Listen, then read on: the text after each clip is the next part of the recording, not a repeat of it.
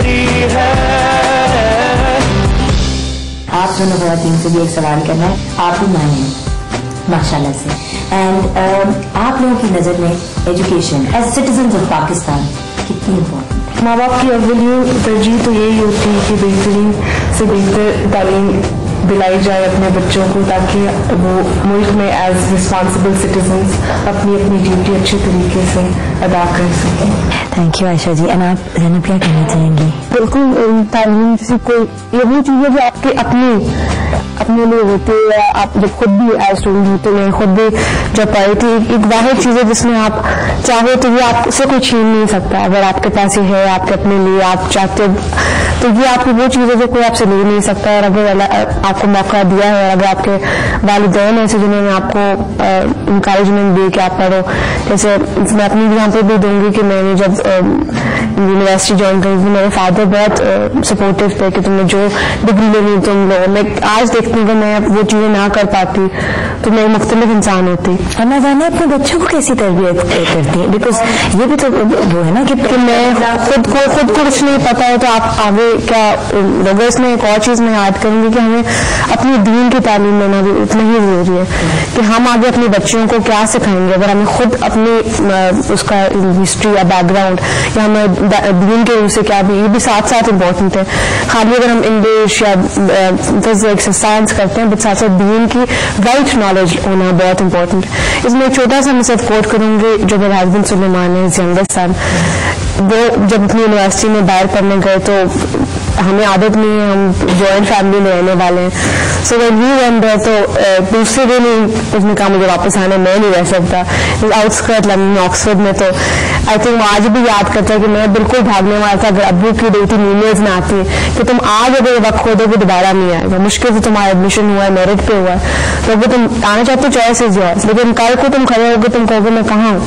तो I think वो आज भी अगर अपने आप को कुछ मतलब कहीं है वो, तो माशाल्लाह वो अपने आप को सिर्फ अपने वालिद की सपोर्ट से समझता है कि माशाल्लाह वो वहाँ है, और अब उस वक्त वो वापस आया था छोड़ के, तो वो आज वो मौका दोबारा नहीं मिलता।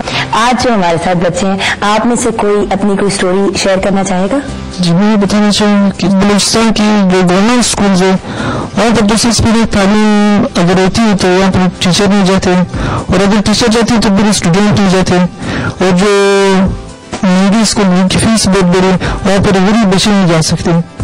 तो मैं समझता हूँ कि सीएम साहब ने बहुत कोशिश की कि हमें जो स्कूल जिसमें उमरा के बच्चे पढ़ते हैं वहाँ पर हमें भी एक चांस है कि हम उन्हीं स्कूल में पढ़ें।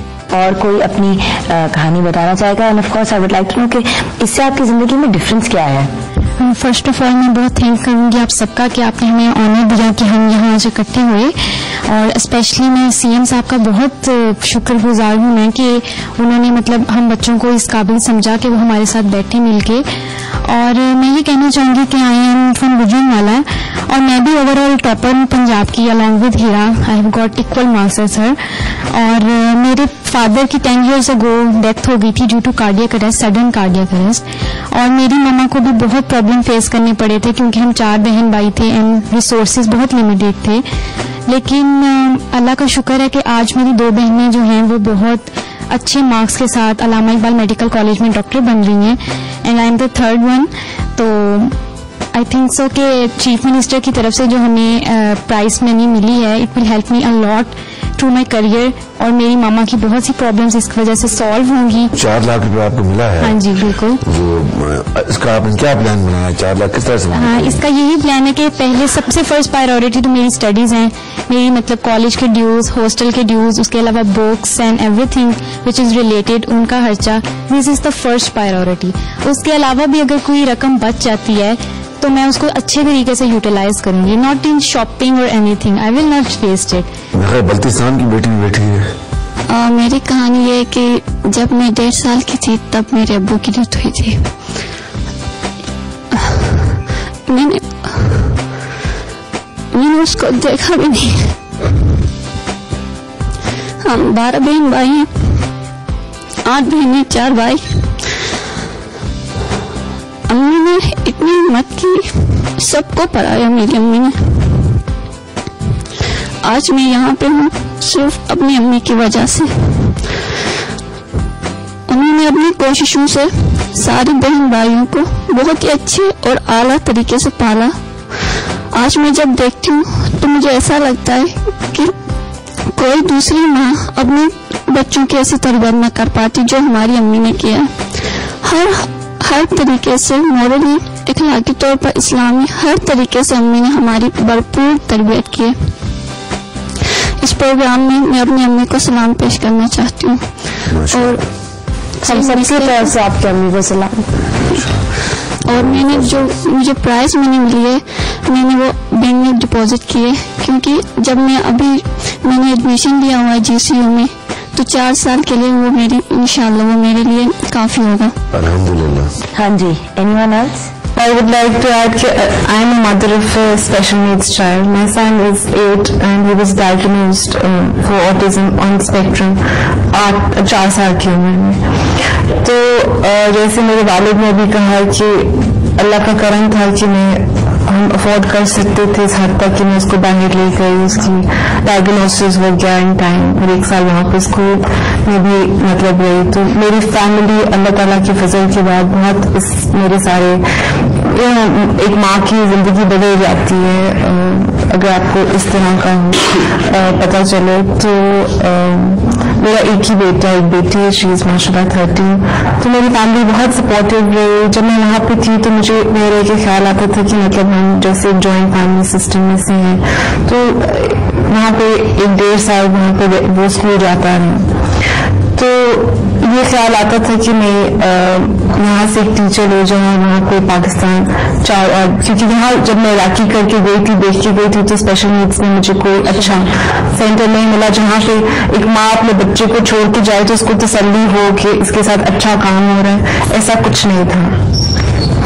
تو جب میں نے اپنے والد صاحب سے ایسے ہی ایک آئیڈیا شیئر کیا تو میں سمجھتی ہوں کہ ان کا اگر سپورٹ نہ ہوتا یا انکریجنگ فیکٹر نہ ہوتا تو شاید آج ایک اسکول یہاں پہ ہم نے state of the art driving میں کھولا ہے فار آٹزم اور ادر اسپیشل نیڈس، اور وہ 1 سال کے اندر کھڑا بھی ہو گیا اور وہ چل بھی رہا ہے اور باہر سے ٹرینڈ لوگ آ رہے ہیں، ہمارے لوکل لوگوں کو ٹرین ٹیچرس کو کر رہے ہیں. اور میں کوئی اپنی تعریف نہیں کر رہی لیکن الحمدللہ اگر بالکل باہر کے اسٹینڈرڈس کا کام نہیں ہو رہا انٹرنیشنل اسٹینڈرڈس کا، لیکن وی آن دا روڈ کہ انشاءاللہ وہ بچے جو ہیں جب وہ 15-16 سال کے ہوں گے تو وہ ایک انڈیپینڈنٹ لائف اچھے طریقے سے گزار سکیں گے. ہم جب ایجوکیشن کی بات کریں اب یہاں 2 سوال بڑے میجر میرے ذہن میں آ گئے ہیں. پر ایک تو یہ کہ آپ کون سے اسپیسیفک جو سبجیکٹس ہیں ان کے اوپر فوکس کیا جا رہا ہے، کون سے ایریاز، کیونکہ جیسے کہ اگر آرٹس ہیومینٹیز یا پالیٹکس میں بچے آنا چاہیں تو وہ پھر کیا کریں؟ بہت امپورٹنٹ سوال کیا، تھینک یو ویری مچ. یہ بڑا امپورٹنٹ ہے.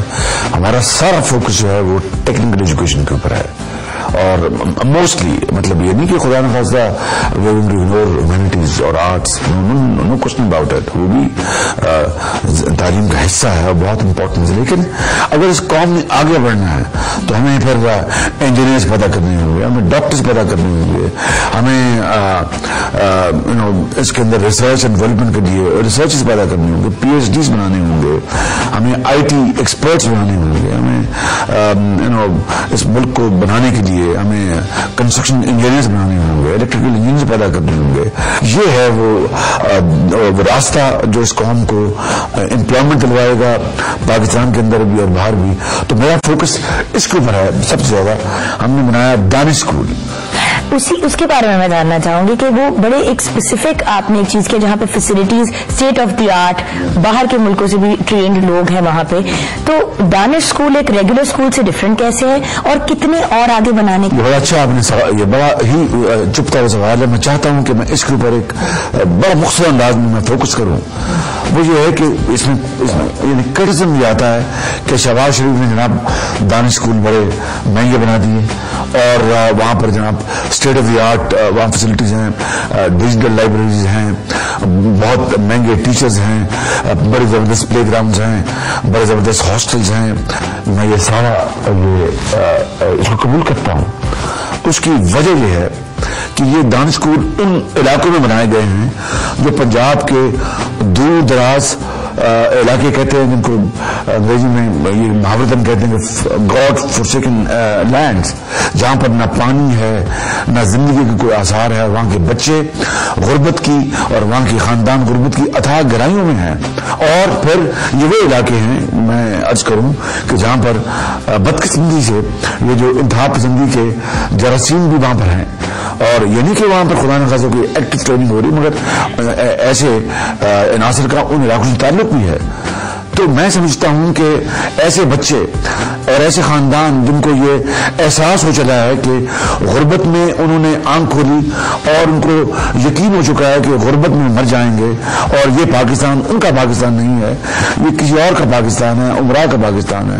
میں سمجھتا ہوں کہ جو غربت جو ہے یہ غربت خالی یہ یعنی وسائل کی غربت نہیں ہوتی، poverty is also about lack of dignity. اس لیے میں نے یہ دانش اسکول بنایا. یہاں پہ میں چاہوں گی کہ علی کافی دیر سے ویٹ کر رہے ہیں اپنی کہانی سنانے کا، وہ بھی سننا چاہوں گی، لیکن ایک چھوٹی سی بریک لیتے ہیں. بریک کے بعد ہم اپنی کانورسیشن وہیں سے کنٹینیو کریں گے.